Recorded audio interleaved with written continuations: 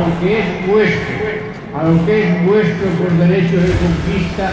Si lo nacional es nacional, no es nacional menos un poquito. No es el debate sobre si unos papeles están aquí o están allá. Es el debate sobre si Cataluña reconoce que es parte del Estado español y reconoce que existe una nación que se llama España. Però és que això no és una qüestió nacional o no nacional, això és una qüestió de respecte a la propietat privada o de legitimació de les accions de guerra. Nadie podrá ser privado de sus bienes y derechos sino por causa justificada de utilidad pública, que és el cas de l'arxiu.